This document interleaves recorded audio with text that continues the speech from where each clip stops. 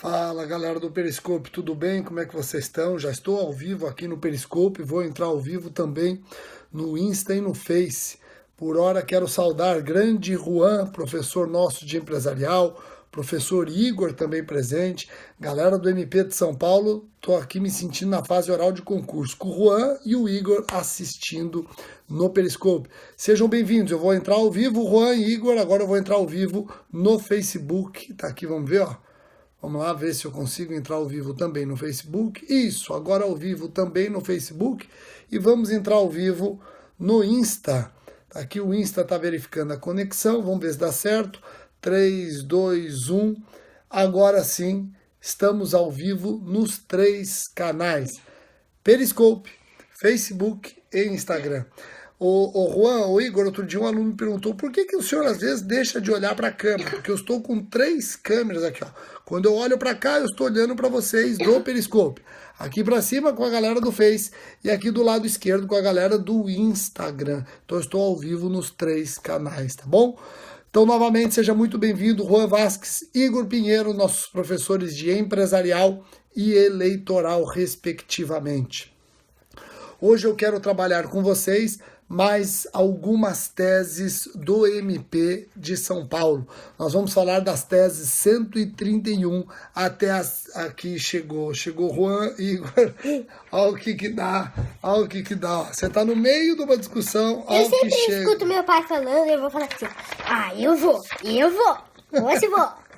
Olha só, o Juan, o Igor, reparem como aumenta a audiência quando entra este ser humaninho aqui, ó. Aumenta a audiência. O pessoal não está muito preocupado com as teses. Entrou a Sofia, corre, liga que entrou a Sofia. Aí ela entra, pronto, sobe, veja só como sobe a audiência. Olha só. E também porque eu adoro meus alunos, né? Eu quero ver eles. Sabia que a filha do professor, do tio Igor, do professor Igor, vai chamar Sofia também? É, ele já falou. Então fala oi pra galera. Você tem algum recado pra dar? Olha, eu só tenho uma coisa. Leiam. Nossa, eles não vão conseguir. O que tá escrito? Tá escrito. Hashtag vai delegados e concurseiros. Hashtag Sofia sem Sofia na área. Então tá bom. Você avisou que tá tendo sorteio no teu Insta? No meu Insta está tendo sorteio. Olha pra cá. Aqui é o Periscope. Pra cá é o Face. Aqui. Face. E aqui é o Insta. Então, Periscope, Face e Insta. Isso. Tá, mas gente, eu só não vou olhar pra todas as telas, assim, porque eu não tenho 3 olhos. Só tenho 2. Se tivesse, seria mais fácil. Tipo, 1, 2. Esse olharia pra cá, esse olharia pra cá e esse olharia pra cá. Pronto, então tá bom. Então avisa no teu e deixa o papai gravar aqui com eles. No meu Insta tá tendo sorteio! Sorteio do quê? Sorteio de livros. Com a ajuda dos livros do meu pai, com a ajuda do... Tem mais, você vai sortear com livros. Com a ajuda do tio Ricardo, da editora do tio Ricardo, da editora Pódio. Eu já fiz o vídeo no meu Insta falando sobre o sorteio. Eu escrevi lá embaixo como você participar. Isso. Sabe o que eu vou falar com eles hoje? Das teses do MP de São Paulo. O que é isso? Teses do MP de São Paulo. Teses? Teses, entendimentos consagrados do MP de São Paulo. É, isso. Entendimentos? Isso, entendimentos. Entendimentos e o quê? Isso. Mentos? Vamos fingir. Como assim, comida? Mentos. Vamos fingir que você está na fase oral de um concurso e o seu examinador vai perguntar o seguinte. Ô Juan, é até bom você estar presente hoje aqui, Juan, que eu vou falar com eles de uma tese que envolve duplicata simulada e duplicata fria. Então Juan tá aqui, ó, tá vendo, Juan? Ó, Juan, tô aqui. Juan, eu vou precisar da tua ajuda numa tese do MP de São Paulo que trabalha duplicata simulada e duplicata fria. Então o Juan vai me ajudar bastante, tá bom? Isso, Juan. Então, fala uma coisa pra mim antes de terminar aqui, ó, pro tio Juan ouvir. Você acha que o 172 do Código Penal pune só duplicata simulada ou também a duplicata fria? Olha, gente, eu vou chutar, porque eu não sei. Eu sou nova demais pra saber dessas coisas. Eu ainda não escrevi um livro, gente. Quem? Né? Então, mas responde. Você acha que é só duplicata simulada ou também duplicata fria? Quem que tá aqui? Aí saiu, não consegui ver quem que era. Aí, ó, fria e simulada. É, fria e simulada. Gente, eu chutei, eu acertei. Não tive que ajuda. Não tive ajuda. Então manda um beijo pra todo mundo aí. Um beijão, meus alunos. Eu amo todos. Manda um beijo pro tio Juan e manda um beijo pro tio Igor. Um beijo pro Igor e um beijo pro tio Juan. Juan. Ó, tem o Rodrigo Perim aqui, delegado. Ai, tá Rodrigo Perim! Olha, tá assistindo, Rodrigo Perim, delegado. Então tá bom, vamos começar? Então, gente, eu amo todos. Ó, aqui, Rodrigo Perim assistindo, que joia. Vamos lá. Pronto, vai embora. Legal. Legal. Agora já deu, vamos lá. Pessoal, vamos para algumas teses do MP de São Paulo. A Sofia já deu o seu ar da graça e foi embora, então a tendência é diminuir a tendência. Olha só a Marta Virgínio, também delegada de polícia aqui assistindo. Grande Marta, obrigado pela sua audiência, grande Marta, que tem um ótimo Insta, estudando coach com alunos, tal. Muito legal o trabalho da Marta, vale a pena. Sigam a Marta, entra lá no meu Instagram, você vai ver que eu sigo a Marta, delegada de polícia, trabalha no Porto de Santos, excepcional o trabalho dela. Bom, vamos lá, vamos começar? A tendência é cair a audiência, já que a Sofia foi embora, né? Essa é a tendência de sempre. Mas vamos começar. Teses do MP de São Paulo, e eu volto a dizer que eu vou precisar da ajuda do Juan, nosso professor de empresarial. A tese 131, ela diz o seguinte: o reconhecimento da semi-imputabilidade é da competência do Conselho de Sentença. O que significa isso? Significa que o juiz monocrático, o juiz togado no tribunal do júri, ele não reconhece a semi-imputabilidade. Quem reconhece a semi-imputabilidade, que é uma causa de diminuição de pena prevista no artigo 26, parágrafo único, é o Conselho de Sentença. Você sabe que o júri é um procedimento bifásico, tem duas fases. A primeira fase da viabilidade da acusação e a segunda fase do mérito. Na primeira fase, o juiz pode absolver sumariamente se ficar comprovada a inimputabilidade do acusado. E esta for a única tese da defesa, artigo 415 do CPP. Então, na primeira fase, o juiz pode absolver sumariamente o acusado de homicídio se presente a inimputabilidade em razão de doença mental, e essa inimputabilidade for a única tese defensiva. Pessoal, é a única hipótese que o juiz absolve sumariamente em razão de anomalia psíquica no procedimento do júri. Havendo outras teses defensivas, ele tem que pronunciar. E se for caso de semi-imputabilidade, esse juiz tem que pronunciar, porque quem vai reconhecer a semi-imputabilidade é o Conselho de Sentença. Tá ok? Joia, tese 131, então, facinha. Tese 132, ela foi cancelada, diz respeito ao regime integralmente fechado, ao já enterrado com pá de cal, regime integralmente fechado. Esse regime foi revogado pela Lei 11.464/2007, depois de o Supremo ter declarado o regime integralmente fechado para crime hediondo ou equiparado como inconstitucional, pois viola, dentre outros princípios, os princípios da dignidade da pessoa humana, princípio da legalidade, princípio da razoabilidade, princípio da proporcionalidade, princípio da individualização da pena e etc. Tá ok? Vamos lá. Vamos para a tese 133. A tese 133 do MP de São Paulo está relacionada à preventiva. A tese 133 diz que a fuga do réu justifica o decreto de prisão preventiva para viabilizar a instrução criminal e a aplicação da lei penal. Vejam, a fuga do réu certificada nos autos, havendo indícios suficientes de que o réu fugiu do distrito da culpa, é motivo suficiente para a decretação da sua prisão preventiva. Rogério, essa tese 133 é muito fácil de entender. O réu fugiu, deu motivo para a decretação da sua prisão preventiva. Ótimo, mas você tem que tomar cuidado. Os fundamentos da preventiva estão no artigo 312 do CPP. E são fundamentos da preventiva: a garantia da ordem pública, a garantia da ordem econômica, conveniência da instrução criminal e necessidade para aplicação da futura pena. Aqui eu faço uma retificação. Vejam, um dos fundamentos da preventiva é exatamente a decretação da medida extrema por conveniência da instrução criminal. Aí, pera um pouquinho, como é que alguém pode ser preso preventivamente por ser meramente conveniente a instrução criminal? Para se decretar a preventiva, é imprescindível a custódia para a instrução criminal. Preventiva tem a ver com imprescindibilidade da clausura.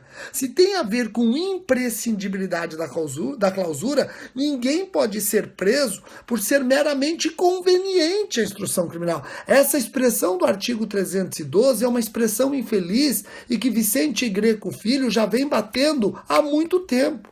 Você, futuro promotor de justiça, numa prova do MP, não vai requerer a preventiva de alguém por ser conveniente à instrução criminal. Você vai requerer a preventiva de alguém por ser imprescindível à instrução criminal.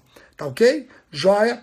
Essa é a tese 133. A tese 134, ela também foi cancelada, não vou perder tempo. Tese 135 diz respeito ao homicídio e o concurso de crimes. A tese 135 diz que na prática de mais de um crime doloso contra a vida, mediante uma só ação, havendo múltiplos desígnios, ocorrerá o concurso formal imperfeito e não o crime continuado. Sabe aonde que o MP aplica muito essa tese? Disputa de racha com pluralidade de mortes. A pessoa está praticando racha, em razão do racha ocorre o desastre, morrendo várias pessoas.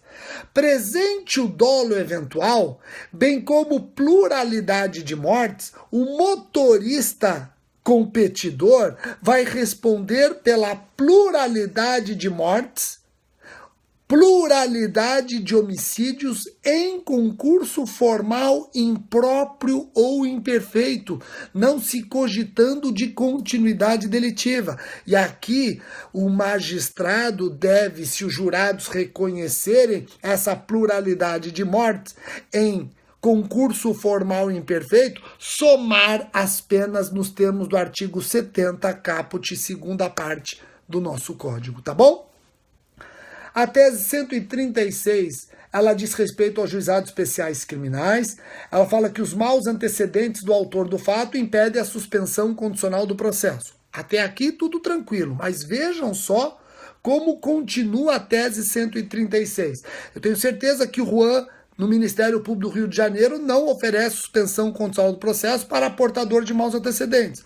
O Igor, no MP do Ceará, não oferece suspensão condicional do processo para portador de maus antecedentes. Agora, a questão, ela se resume, o que significa maus antecedentes, Juan?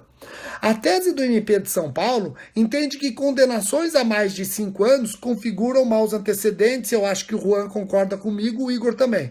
Mas olha o que diz a tese, ela continua dizendo o seguinte: inquéritos policiais arquivados, crimes em que ocorreu a prescrição também são indicativos de maus antecedentes. Essa tese do MP de São Paulo não foi cancelada, mas ela acaba indo contra a tendência dos tribunais superiores. Os tribunais superiores tendem a não admitir inquéritos arquivados ou inquéritos ou crimes prescritos ou processos em curso como maus antecedentes. Essa tese do MP de São Paulo acaba se divorciando muito das posições dos tribunais superiores, tá ok? A tese 137 do MP de São Paulo, ela é uma tese que ainda está relacionada à lei antiga de drogas, a lei 6368/76. Eu não vou perder tempo com tese que trabalha com leis que nós não mais atuamos na prática. Agora, a lei é a 11.343 de 2006. Eu não vou perder tempo com a tese 137. Prosseguindo. A tese 138 é interessante. Ela fala que para a consumação do delito de denunciação caluniosa previsto no artigo 339 do Código Penal, basta que a imputação de crime, quem sabe inocente, acarrete investigação policial que não precisa assumir feições de inquérito policial. O delito de denunciação caluniosa, previsto no artigo 339 do Código Penal, consiste em imputar a alguém crime que sabe inocente, querendo com isso a instauração de algum procedimento oficial contra o inocente. Ou um inquérito, ou um processo administrativo e por aí vai. A lei traz os procedimentos oficiais.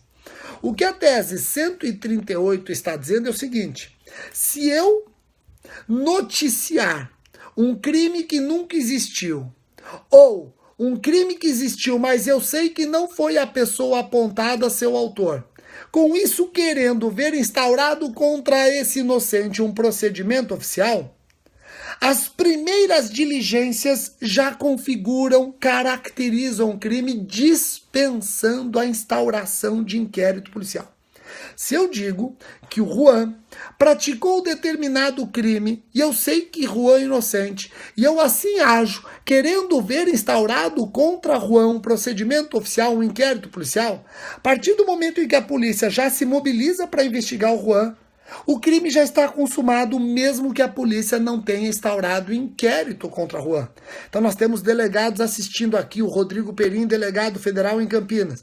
Rodrigo Perim recebe a notícia que na verdade é uma denunciação caluniosa. O Rodrigo Perim, sem saber que era uma denunciação caluniosa, ele movimenta a máquina policial para investigar esse crime, sem ter ainda formalizado a investigação no inquérito. Pessoal, isso já é suficiente para consumar o crime do artigo 339. Já é suficiente. Tá ok? Juan voltou, né, Juan? Puta susto, Juan. Juan saiu e voltou, ainda bem. Eu preciso de você numa tese aqui, Juan. Você que vai responder para os alunos. Até assustei. Bom, vamos para a tese. A tese 139 foi cancelada, eu não vou perder tempo. Eu vou direto para a tese 140.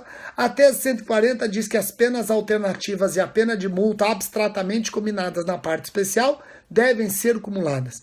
Temos crimes, principalmente na Lei 8.078/90, na Lei dos crimes contra o consumo, nas relações, crimes contra o consumidor, em que o legislador cria tipos penais em que a sanção penal pode ser penas alternativas e multa cumuladas. Isso não é ilegal, isso é uma opção do legislador. O MP defende a admissibilidade de cumulação de penas alternativas e multas na parte especial, na criação de tipos incriminadores, tá bom? Tese 141 está relacionada ao juizado especial criminal, à suspensão condicional do processo. E a tese 141 diz o seguinte, preste atenção por que ela existe. Se o beneficiário descumprir condições cuja revogação é facultativa, na suspensão condicional do processo, ou permanecer fora do país, ainda que com autorização judicial, o juiz pode determinar a prorrogação do período de prova da suspensão condicional do processo, artigo 89 da Lei 9.099/95. Rogério, me parece óbvio. Se o beneficiário na suspensão condicional do processo ele dá causa à revogação facultativa, o juiz pode prorrogar o período de prova. Se o beneficiário está fora do país com autorização judicial, o juiz pode prorrogar o período de prova. Isso tudo está me parecendo óbvio. Está te parecendo óbvio porque você não leu a lei. O artigo 89 da lei não prevê hipóteses de prorrogação da suspensão condicional do processo. Não prevê hipótese de prorrogação da suspensão condicional do processo. Então, o que o MP de São Paulo está buscando nessa tese é, ainda que a lei não preveja expressamente a prorrogação do período de prova, essa prorrogação parece necessária, parece indispensável para não se proteger de maneira deficiente o bem jurídico tutelado. Tá ok? Então, o interessante é que se você for na lei, nenhuma dessas hipóteses configura a causa de prorrogação do período de prova. Tá joia? Tese 142, e nós já estamos acabando, falta pouco. Juan, segura aí. A tese 142 diz que se o condenado réu a pena privativa de liberdade superior a 1 ano, deve ser substituída por 2 penas restritivas de direitos, inadmissível a substituição por uma restritiva e multa e o afastamento da multa. Na verdade, a tese 142 ela está reafirmando o parágrafo 2º do artigo 44 do Código Penal. O parágrafo 2º do artigo 44 do Código Penal diz que se a pena imposta na sentença, se a pena privativa de liberdade imposta na sentença é superior a 1 ano, se a pena imposta na sentença é superior a 1 ano, o juiz é orientado a substituir a prisão por 2 restritivas de direitos ou 1 restritiva de direitos e multa. O artigo 44, parágrafo 2º do Código Penal, diz que se o juiz aplica uma pena privativa de liberdade superior a 1 ano, ele pode substituir essa prisão por 2 restritivas de direitos ou 1 restritiva de direitos e multa.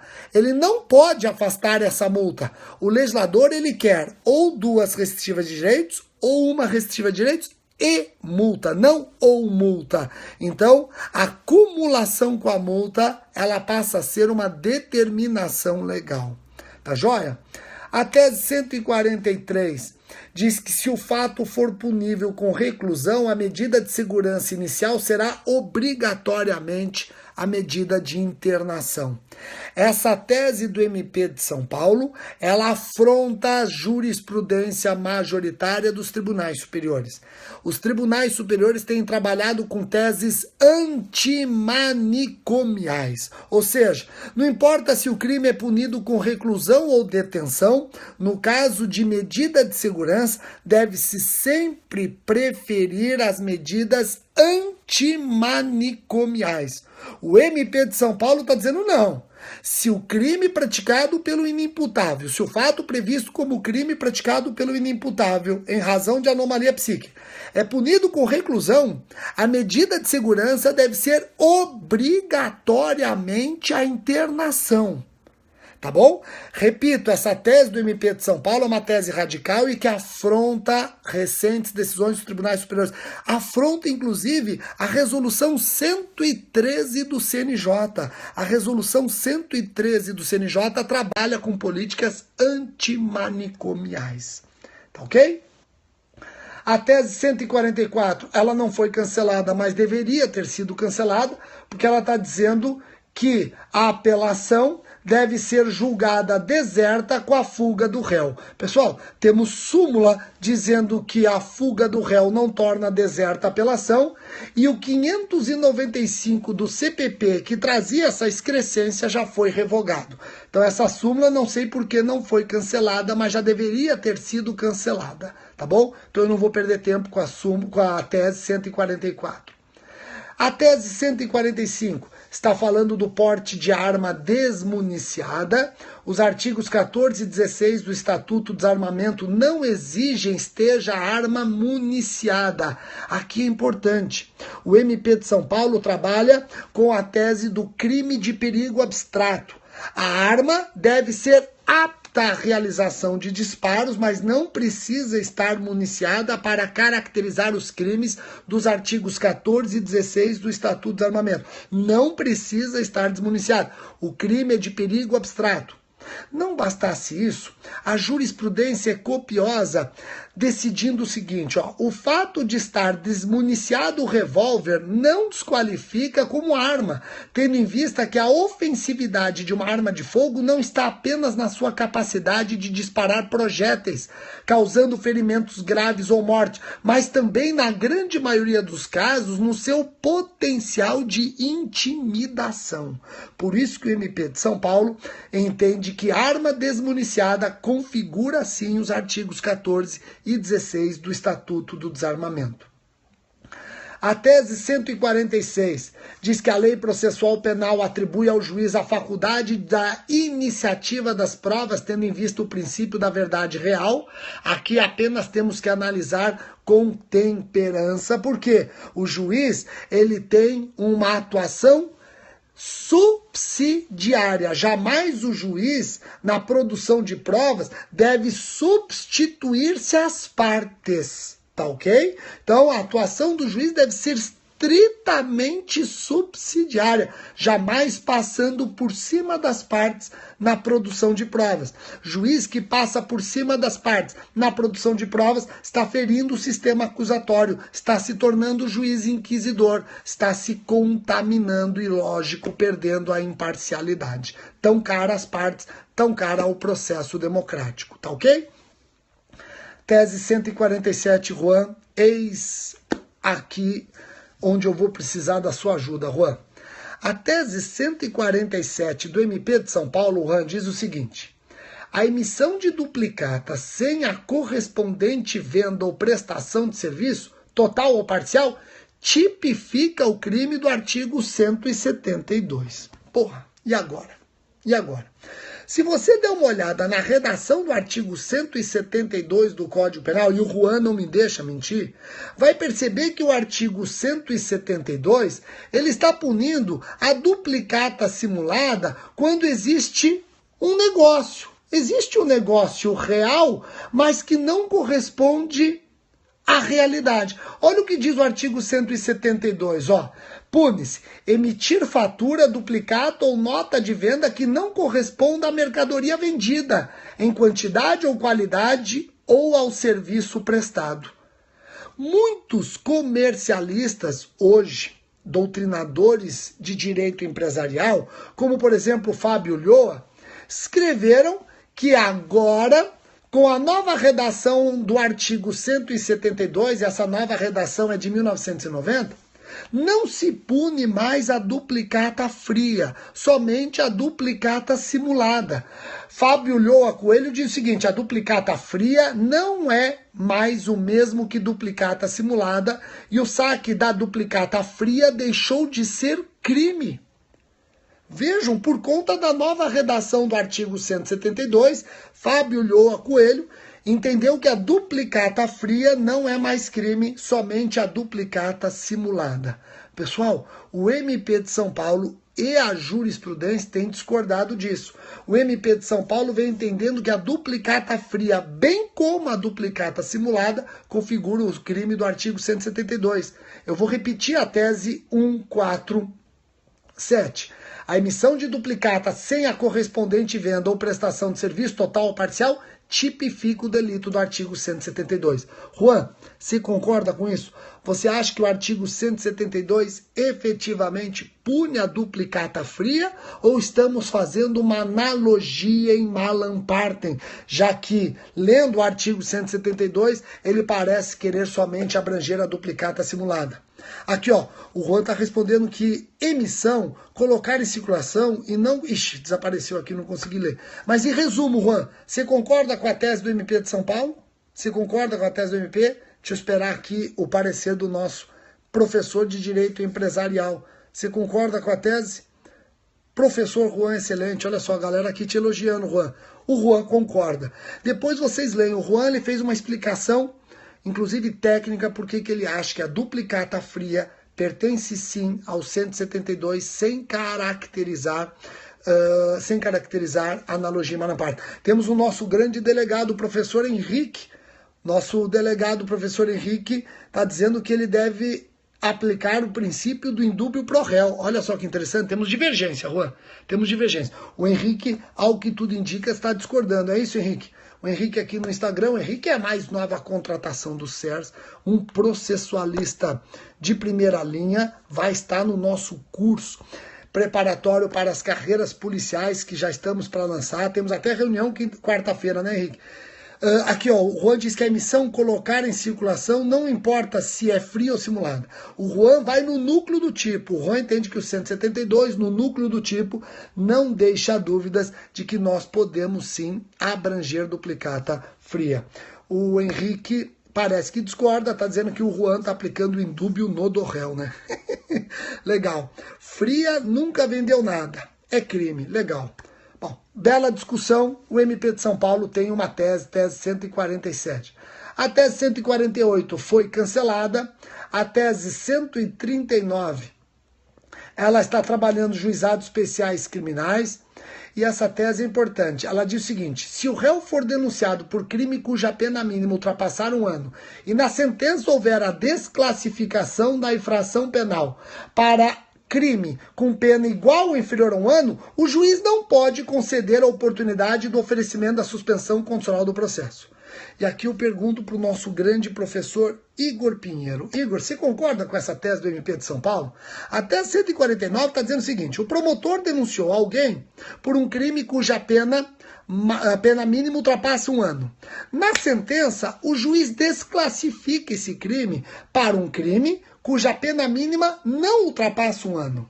Pessoal, o MP de São Paulo está dizendo que nesta desclassificação não é possível oferecer suspensão condicional do processo. O que vocês acham da tese 149? Ela não está formalmente cancelada, mas deveria estar cancelada. Essa tese, ela não mais tem sentido depois da reforma do processo penal em 2008. O professor Henrique, o nosso processualista, o nosso delegado, sabe muito bem isso. A partir da reforma de 2008, se o juiz na desclassificação encontra um crime cuja pena mínima não ultrapassa 1 ano, o MP de São Paulo, na mutatio libelli, deve sim oferecer suspensão condicional do processo. O 384 do CPP traz a oportunidade de o MP, numa nova circunstância que redunda num novo crime com uma pena que agora permite a suspensão condicional do processo, oferecer a medida despenalizadora, tá? Então, veja só que absurdo, essa tese do MP de São Paulo 149 não foi cancelada ainda pelo que eu estou lendo aqui, mas já deveria ter sido cancelada sim, porque ela não afronta a jurisprudência, ela afronta letra de lei. Em 2008, essa tese ficou totalmente inútil, tá ok? A última tese de hoje é a tese 150, está falando que a comutação de pena é espécie de indulto. Se é espécie de indulto, esse indulto ele pode ser proibido para crimes hediondos e equiparados, tá bom? Então, quando a lei proíbe o indulto total e proíbe o indulto parcial. O indulto parcial nada mais do que a comutação de penas. Só isso, e terminamos mais uma série de teses do MP de São Paulo. Então, nós estamos na tese 150. A partir do próximo vídeo live aqui, eu já vou trabalhar com vocês a tese 151. Eu quero ir da tese 151 até a tese 170. Vamos ver se até o dia da prova eu consigo analisar as mais de 430 teses do MP de São Paulo. Tá bom? Muitíssimo obrigado pela atenção de todos. Juan, Igor, Henrique, o nosso delegado do Paraná, o Rodrigo Perim, delegado federal em Campinas, a Marta, nossa delegada do Porto de Santos, muito legal, e tenho certeza que outros professores estavam aqui. Eu aqui não consigo ver todas as mensagens e peço desculpas, tá bom? Abraço para todo mundo, até o próximo vídeo. Tchau, tchau.